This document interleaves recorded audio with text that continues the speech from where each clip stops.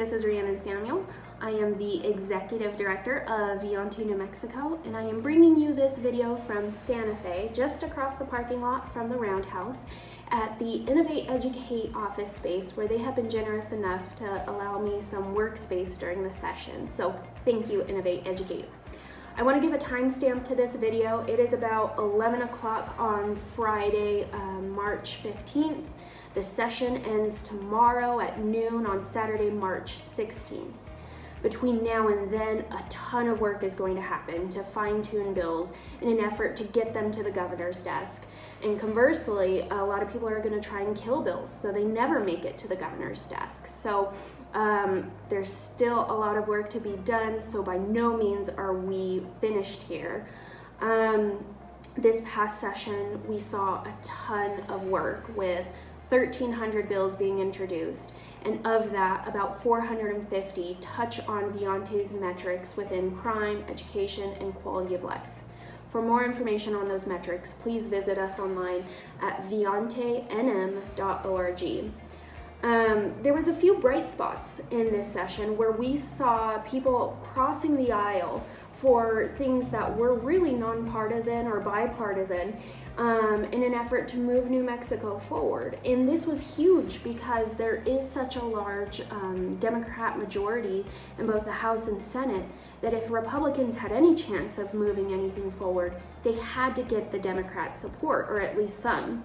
And so we certainly saw a lot of that. But conversely, we saw some division between the parties, and of course we expect it between the Republicans and the Democrats. But as I talked about in my blog last week, there was different fights emerging between rural and urban legislators, seeing some part ways with party positions because of their constituency and what they wanted.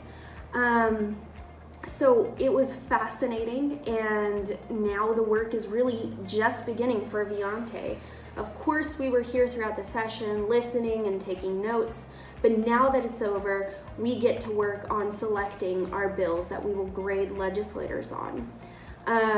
From here on, I have a subcommittee of the Board of Directors that will comb through the 450 bills that I referenced earlier to unanimously decide if something would help or hurt New Mexico in a nonpartisan way.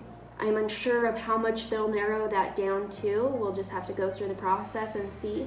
But what I do know is we'll take those bills and take it to the overall Board of Directors, who will unanimously, again, decide on 15 bills that we will grade legislators on.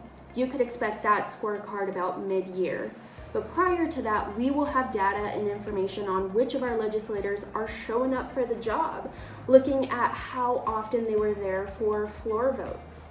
We did this about midway through the session. It generated some great media attention and some focus on people showing up for the job, but by and large, our legislators are there working on our behalf.